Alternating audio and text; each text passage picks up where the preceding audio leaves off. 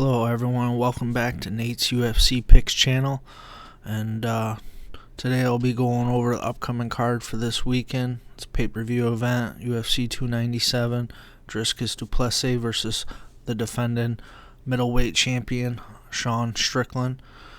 This is an exciting card for me. I'm a big fan of Driscus. I also like Strickland. He's a funny guy. He's pretty good. Last week, I'll do a quick recap. I went 7-3 on the Magomed Ankalaev and Johnny Walker card with one fight at no bet. I know I picked Johnny Walker. It was a mistake. Should have known better. But I did cash a lot of bets. I had the knockout prop for Bruno Ferreira. I had Bautista by decision. It was a good card, but I'm more excited for this one. It's going to be in Canada. So I'll just go from the prelims to the main event, starting with the first bout of the night, Malcolm Gordon versus Jimmy Flick. Look, this fight here, it's kind of like a fade for me, but if I had to make a pick, I'll probably have to go with Jimmy Flick by decision. I don't see this fight ending under rounds. I mean, they're both chinny, Jimmy Flick's been knocked out 6 times in his career, but he also has a win in the UFC against Cody Durden, where he put up a flying triangle. And he hit that, and I thought, that was pretty impressive. I know he retired and came back. If you look at his record, he's 0-2 in his last 2 fights. He lost to Charles Johnson by KO and Costa by KO. I still think he's a little bit more technical and better all around than Gordon, even though his chin is a concern.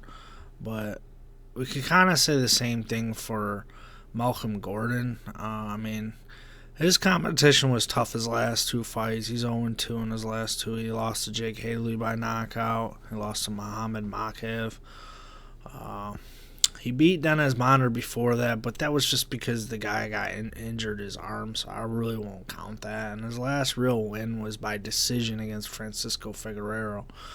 I just feel like this fight is kind of like stay away from fights. The first fight of the card, it's not really worth putting any bets on it. I mean, maybe you can live bet it, but me, I'm probably just going to stay away. But gun to the head, I had to pick one. I'm probably going to pick Jimmy Flick by decision. I just don't trust Malcolm Gordon late. I feel like Flick can control him on the ground. Gordon's ground game is very suspect. So that's that one. And the next fight of the night, we got another women's fight in the flyweight. It's going to be Jasmine Jasudavicius versus Priscilla Cachoeira. Sorry if I pronounce these names a little off. But this is a very interesting fight. Now, when I first look at it, I just feel like, Jasmine right away. But at the same time, Priscilla, she's very respectful. She's been around, but they're both around 34, 35 years old. I know Cachoeira has pretty good stand-up. She can come at you constantly, but so can Jasmine. And I could see this as a brawling type match. But if I had to give the edge to a fight, especially if it hit the mat, it's going to be Jasmine, because Priscilla seems to just give up when somebody's on top of her, and just kind of the reach on Jasmine, I feel like gives her an advantage. Also, I really wouldn't bet on this. I mean, Jasmine's minus 410. Maybe you can bet it live, but if I had to pick one, I'm going to go with Jasmine, probably by decision or by ground and pound, if anything. Also, Priscilla, she seems to back out of fights recently. I know she had a few upcoming bouts, I know she lost to Miranda Maverick by armbar at UFC 291. She had a lot of canceled bouts versus Joanne Wood, Karine Silva, Sajara Eubanks, Ariana Lipsky. Just so many canceled fights. I just feel like, man, if she loses this, she's probably on her way out. And she's 4-5 in the UFC. She's still an exciting fighter. She still can crack Jasmine. I'm not saying she couldn't. She does have a little bit of power on the feet. And Jasmine sometimes seems to get too reckless on the feet, and she could get, cracked. But all in all, I just think Jasmine's the better fighter here. I got Jasmine by decision or knockout. Next fight of the night, we have Johan Lainesse versus Sam Patterson. First, I'll start off with Johan Lainesse. The White Lion is his nickname. He's out of Quebec, Canada, so another Canadian fighter here. I know he won pretty impressively in his Contender Series with a knockout, but since he's been in the UFC, he just hasn't really shown that. He got knocked out by Gabe Green. He won a split against Weeks. And another fighter on this card that he lost to is Mike Malott by submission. He seems to get tired, and he doesn't throw a lot of volume. If you look at his strikes when he's standing, he doesn't throw a lot, and it's like if this was to go to decision, I can't really trust him in a decision. I also can't trust his cardio late. So with that being said, I'm going to go over Sam Patterson here. And before Sam Patterson made his UFC debut, the guy was pulling off subs and KOs and a few decisions against pretty good competition. I know it was in Brave, so it's not a bad competition that he's faced. The thing about Patterson, though, is I bet against him when I picked Yanal Ashmos. Even though Yanal was very much smaller than him, I know he was fighting at lightweight, but Sam Patterson's moving up to welterweight for this fight, so he's probably filling in his body. I saw a few pictures of him on Instagram. He looks like he's filling in pretty good. He's highly technical, he's got good leg kick, body kicks. He's got the reach by 2 inches. He's got a little bit of a height advantage by 2 inches. This is kind of a tough one, but if I had to pick, I'd probably go with Patterson by sub or decision. I don't know if I really see him knocking out Johan, and I know Johan's got power, but so does Patterson. He's got some crack in his shots.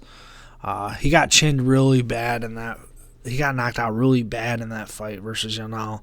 So that coming in this fight, I know he's had some time off, 9 months now. So I think it's a good enough time to recover. But he's just got to be careful starting off the fight, keep his distance, just keep leg kicking Johan, and just try to get him tired. I don't know if this will go down to the mat, but I have a feeling if Patterson's beating him up and he's getting tired, I think Patterson's probably going to sub him or win a decision. I don't know about a knockout in this fight, but yeah, the pick Sam Patterson.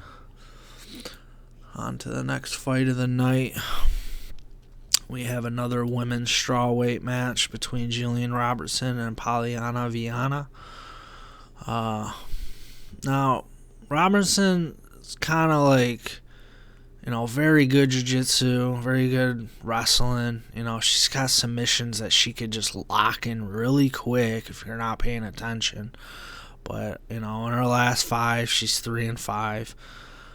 She beat Priscilla Cochera by submission, which is on this card. She lost to Aldridge by decision. And then she pulled off a couple of submissions on Piera Rodriguez. I remember betting Piera Rodriguez against her. That was a mistake. And I remember betting Ricci against her. So, I'm like 1-1 in the 1-1 in the last 2 fights that I bet against Robertson and bet her. Viana, it's very even matchup in my opinion. I think this could go one or two ways. Robertson gets her in a clinch, just trying to get that takedown and get that top control. That way she can work with that pressure to get the submission. But also, I think Polyana she's decent too on the ground. She's got some armbar submissions. I know she knocked out Jinyu Frey with hooks. So if I had to take a stand-up fighter here, I'm gonna take Polyana Viana on the stand-up. But if it goes to the ground, especially if Jillian gets top control, I could see Jillian trying to finish her with something. And it's another matchup in these prelims where I just feel like it's kind of weak, and probably more stay away until the main event for me when it comes to betting. But like I said, there's good live bets, but if there was one bet I would make on this, I would make this fight to end by submission. I don't know where the line's at right now, but I'm sure if it's below -200, it might be a good bet to make, because I don't really see either of them knocking each other out, but submission is very live here. Alright. Oh, my pick for this one, I keep thinking Viana might upset her on the feet. Could beat her up a little bit and get Robertson, a little wobbled. This is a tough one. I don't really trust Robertson completely in the stand-up.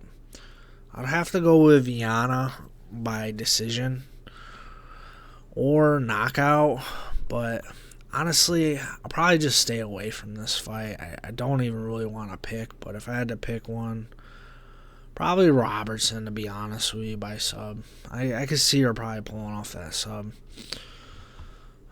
Anyways, next fight of the night, we got Contender Series rematch between Sergey Sade versus Ramon Tavares 2. I know in their fight in Contender Series, Ramon was doing pretty good in the stand-up. He had a good 1-2 going against Sergey, but Sergey eventually got the knockout with a straight right. Just, I know people were upset because the ref kind of came in early because Tavares didn't look like he was totally out. And this has kind of happened recently in the UFC quite a bit, and it's kind of aggravating when refs do that. I understand a dude's about to get finished or something, but if he's still coherent and trying to move around, refs just back up a little bit, man. I kind of get tired of them doing that. They want to stick their hand in, right away, but you got to make sure the dude's, kind of really hurt where he can't fight back, because if they're still moving a little bit or coherent, moving around, you gotta let them fight. But this one for me, it's kind of I know this dude's good here, Sergey Sade. He's out of Canada. He's only 27, so he's kind of really young in his prime. His competition's not great. He fought out of BTC Fight Promotions. I don't even know what that is. Battlefield Fight League. I don't know. It's just another fight, like I said on the prelims, where I just kind of don't want to bet this because I don't really know much about him. But I know Tavares has very good stand-up with his boxing. He's like a boxing style. And I know Sergey's got that power. Honestly, I think this fight doesn't go the distance. If I had to make a bet, it probably doesn't go the distance. Either Tavares is probably going to finish this dude late, or Sade will probably just land that knockout again, somehow, some way. But if I had to pick, I think Sade probably wins, but like I said, I picked Tom Nolan last week, and I feel like that was a dumb pick. Even though I didn't trust Modest Chin, it's kind of more of a stay away bet for me. I just will fade it. So I'll just go on to the next fight. All right, Next fight of the night is Charles Jourdain versus Sean Woodson. I like Charles Jourdain. He's a very good fighter. He's decently technical. I know he goes for a lot of subs when he gets dudes on the ground, but it's almost like he's almost there to get it, and he doesn't get it. And he ends up losing a decision. But he has good striking. But on the other side, Sean Woodson has good striking too. I know Sean Woodson's 3-4 in his last. Well, he's 3-4 with one draw. And on the last fight that he lost was 3 years ago against Julian Erosa. I know Charles Jourdain looked pretty good against Ricardo Ramos and caught him in a guillotine choke. He beat Kron Gracie by decision where he just beat him up on the feet. I think this fight, honestly, it probably will go to decision. I think the boxing style is just going to be technical. I do know Sean, though, he sometimes, if he gets hit wrong, man, he looks like he's ready to fall over like a giant tree, man. I mean, the dude's long. He's got a 70-inch reach. He's got a 9-inch reach advantage over Charles. So, if Charles can't, get a takedown, which I don't think he really will, or he can't, get into the box with Sean and try to, the clinch and try to, land something nice on him, I just feel like this could be a long night for Charles Jourdain, and I feel like at plus 150, Sean Woodson to win a decision, because his volume is pretty good. And in his last fight that he had versus Dennis Buzukja, who Buzukja was making his debut, but he was a pretty good prospect. I watched that fight, and Woodson was going for takedowns. I think he landed 4 takedowns in that fight, and he had a little bit of control time, but with that being said, it's hard for me to fade Jourdain being in Canada. You just almost feel like last year all the Canadians swept the card, and going back there and in Vancouver, I feel like Woodson is pretty decent dog money, and if you can get him at dog money still, I would probably take a stab on him by decision. But I that's how I see this fight going, either decision. Maybe Jourdain can pull off some type of crazy choke or a flying knee or something. Maybe rock Woodson, put him to sleep. That could happen, but I'm going to go with Woodson by decision. Next fight of the night, we got the featured prelim, and it's Brad Katona versus Garrett Armfield. This is an interesting one because I know Katona, he's a very good fighter. He's fighting out of SBG Ireland. He's got good striking. I know he refought Cody Gibson. I think he fought him in the tough finale, and he might have lost. I don't remember correctly. I have to check. But let me look here. He never fought Cody. I thought he did, but I don't know. Sorry, this fight here, it's the same thing, man. I feel like the whole prelims is just kind of unbettable pre-fight. It's like you're either going to get a lot of over 2.5s, Those would probably be the safe bets or decisions. But this is a tough one because Armfield, I know he knocked out this one dude that was on the road to the UFC, and he was making his debut, Toshima Kazama. I know he lost to David Onama by triangle choke. One thing about Brad is he does have a pretty good all-around game.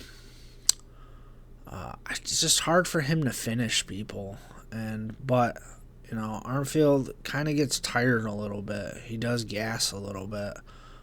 His durability's concerned. He's a much younger fighter. Like I said, it's up in an air fight. It could be a good live bet, but I have to kind of edge Katona just because of the striking volume. I think he does a lot more, He's good at not letting people take him down as much. I know his last fight he was pretty good with the takedown defense. I'm going to have to edge Katona by decision. Or maybe he finishes Armfield, like Onama did. Alright, on to the main card. And these are probably my 5 fights that I'm looking forward to on the card. First, we got Arnold Allen versus Movsar Evloev. Man, this is probably one of my toughest choices here because I like Movsar Evloev and I like Arnold Allen, but the difference is Movsar is very good cardio. He's very good ground game. He's decent on the feet. If a guy tries to come in like Allen or like a Diego Lopez, I try to get in a clinch with him, he just shoots that takedown. And when he takes you down, he just tries to drag you down and he keeps you down and he will tire you out throughout the fight. He's pretty well rounded, but the thing about this guy is it's just decisions. The guy just goes to decisions. So the only way I see Movsar losing is if the guy gets knocked out. I'm not saying Allen doesn't have that power. He does. I mean, the guy's knocked out Kelvin Kattar, but that was kind of an injury on Kattar's part. And then, he knocked out Dan Hooker, but kind of who hasn't, really. I think it's impressive that he beat Sadiq Youssef by decision, and he beat a guy named Nick Lentz by decision. But in his last fight versus Holloway, I'm not going to lie, I bet against Holloway live because I thought Allen had a chance. I bet in the first round, and then after that, I was like, I just donated my money. It wasn't a lot, but yeah, I mean, this is the only loss, really, in the last few fights, and Movsar hasn't lost, but I always see this fight going. Allen needs he has a good takedown defense. It's pretty decent, but he has to keep the distance, the striking distance against Movsar, and just try to land a nice power shot to get the guy right. Maybe then he could finish Movsar. But other than that, I just don't see it happening because even if Movsar gets hurt like he did against Lopez a few times, he just goes for the takedown just constantly. He'll smother you. So I'm going to have to lean Movsar by decision or by submission because I wouldn't be surprised he pulls off, a choke on Allen. Allen's got that defense on the ground on his back where sometimes he's not that good. It's hard for him to get back up. So if I had to edge somebody, it's going to be Movsar by decision. Next fight of the night, we got Chris Curtis versus Marc-Andre Barriault. This is an interesting one. I don't really like Curtis as a fighter. I mean, yeah, he knocked out Buckley, but in his last few fights, he just looks kind of bad. He's very stagnant with his striking, and it's very similar to Sean Strickland, his teammate. He's got that Philly shell. They'll get forward pressure. He'll come forward pressure. But I don't think he could do that against a guy like Barriault, man, because that guy's got forward pressure, too, once he thinks you're starting to wilt a little bit. And Curtis, he took some damage, in his last few fights. He takes damage pretty easily sometimes. And he's getting up there with the age, The guy's turning 37 in a few months. I think Marc-Andre Barriault still got a little bit in his gas tank. I mean, the only loss he had was submission against Anthony Hernandez, but you ain't got to worry about that here. And he got knocked out by Chidi. Maybe Curtis could land a big power punch on Andre and kind of wilt him a little bit. But if I had to really pick somebody here, it's going to be Marc-Andre Barriault by probably knockout or decision. I see a lot of decisions on this card. But I'm gonna stick with the Canadian here. I think Chris Curtis gets another L, and I don't know where he's gonna go from there. I don't see Curtis lasting that much longer. Maybe just be a gym rat. Next fight of the night, and this is exciting. We got Neil Magny versus Mike Malott. Now this one I don't see going the distance, and I also see it's going to be pretty easy for me. I like Mike Malott here. I mean, he's done recently. It's just all finishes in his last 5 fights. Neil Magny, he's a good gatekeeper in that division. welterweight. But, I mean, he has the reach advantage, so he does have that. But the thing is, man, if you get this dude Magny against the cage and you start laying it on him, body shots, maybe you get a few shots upstairs, this dude's just going to get tired. And he's probably going to go out. So I got Mike Malott by knockout. This is a pretty easy bet for me. It's either that or submission. I just feel like Magny, he's getting up there with age, just like I was talking about Curtis. I'm not saying I don't give him a shot, but I feel like in Canada, Mike Malott's not going to lose this fight. No way. So, Mike Malott, KO. And we're on to the co-main night of the fight. We got Raquel Pennington versus Mayra Bueno Silva. This is interesting because Raquel, she's on a 5-fight win streak, and I think she's won a few more. I think it's like 7. Let me check real quick. No, it's 5, but, her only loss is to Holly Holm, who Bueno Silva just beat. She just beat Holly Holm. I think it was by submission. And the only other championship fight where she lost was against Amanda Nunes, but that's the GOAT. So, I mean, she played pretty tough, though, to get it to the 5th round. And that's my concern for Silva. I just think, she might be a little overrated in this fight. At minus 170, I just think the value's on Raquel, plus 140.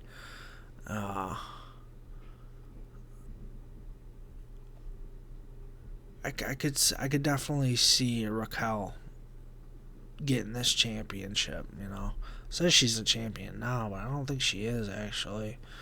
I don't remember when she won a championship fight. Yeah, she never won a championship fight. Says she's champion, but maybe that's why she's probably going to win this. But I'm going to have to go with Raquel Pennington. I think she has the gas tank, the durability. Yeah, she's getting up there in age, too. But I feel like she might just be at the end of her prime. I think she knocks out Mayra Bueno Silva. Gets her tired in the 4th and 5th rounds. Either that or she wins a decision. I think she'll put up more volume on the feet, but it could be dangerous for her in the first few rounds. But I think if she just doesn't let Silva take her down or get, control in the clinch, which I don't think she will control Raquel in the clinch. I think Raquel's more powerful against the cage. And I just don't like, I don't know why this is a draw. Some of these things need to be updated on Tapology because they're not right. I mean, she subbed Holly Holm. I don't know how that's a draw. Anyways. So, yeah, Raquel Pennington, I believe she wins the belt. Her dreams come true. I think Silva's going to have to wait. But I also think Silva's just a little overrated, man. Her striking's not that great. And if you look at who she's lost to in the past, and this is just, 4 years ago? She lost to Marina Moroz. So it's not that great. And she lost to Manal Ferro, who's good, Manal Ferro is going to be fighting for the belt soon. So I could see Raquel Pennington winning a decision here, a long-fought decision, or to get Silva tired in the 4th, 5th round and finishing her. I could see that, taking her down and just laying on her. So I'll go with that. Now we on to the main event of the night. We got Sean Strickland versus Driscus du Plessis. And off the bat, I'm going to say there's a lot of recency bias on Sean Strickland. I get it. He's fought the who's of the division. But people tend to forget the dude got knocked out by Pereira pretty easily, especially with those hooks. And what's one thing Driscus does? He throws pretty accurate hooks. He's just as accurate as Pereira. And the recency bias is like, yeah, he beat Abas Magomedov, who gassed in like the first round and a half. He beat Israel Adesanya, who was pretty worn down from all the fights that he was taking, and getting knocked out by standing knocked out and against the cage. I mean, he beat a point fighter, and that's kind of what Strickland is too. He's more of a sparring. He'll just throw that 1-2. He's very good with his defense. He looked really good in his last fight against Izzy, so I'm not taking anything away from him in that fight. But man, these people are totally fading Driscus, and I just don't get it. The dude just knocked out Robert Whittaker, literally ran through him. Got Derek Brunson tired and just knocked him out with 1 second left in one of the rounds there. That was crazy. Darren Till gave him a little bit of a problem, but the same thing, man. He just got Till tired. And it almost looks like Driscus is the one that's tired when he's standing up, but he's not. He's just... I think he makes it look like he's tired, and that's how he fools some of these fighters into coming towards him. And if he lands that shot, man, he's going to land that shot or he's going to get the double leg takedown on you. But, man, and he had a tough fight against Brad Tavares, but we're just looking like at who he's fought. I mean, Brad Tavares, honestly, he could have fought at light heavyweight, in my opinion. He could, and it was a tough fight, and he beat him. I just feel like if the UFC wants to see, I think the UFC kind of wants to see Driscus win this, I think Driscus either knocks Strickland out early, and I don't think this fight's going the distance. For all these idiots out there thinking this is going the distance, I don't see it happening. I just don't. I think Driscus is going to own this guy eventually. So I'm going with Driscus by knockout. I think it's very simple, and we see the odds coming on Driscus. So I'm not the only one, but some of these people are just so recency biased on Strickland. I mean, dude, he's lost to Cannonier by a decision split. I feel like Driscus could fucking knock out Cannonier. I don't know. These people are smoking, bro. Like, yeah, he beat Imamov by decision, and he was getting tired in the 4th and 5th round. One thing about Driscus, he's not going to decision. It's either kill or be killed. And Strickland couldn't even kill Izzy. Couldn't even put him out completely. He took all those shots after he rocked him and knocked him down. He still couldn't finish him. I'm talking about Izzy here. The dude's been finished before by Pereira. I feel like Driscus is the pick. And I'm not flipping. I'm not going with this recency bias, but I think Driscus is going to be a champ, and he's going to defend his belt. I just don't think Strickland has the capability to defend his belt multiple times. So I'm very confident with this pick. But with that being said, I hope you guys enjoyed the picks.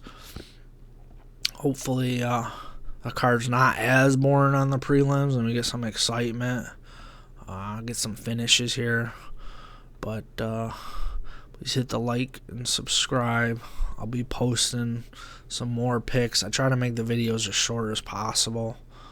But good luck this week and enjoy the fights. See ya.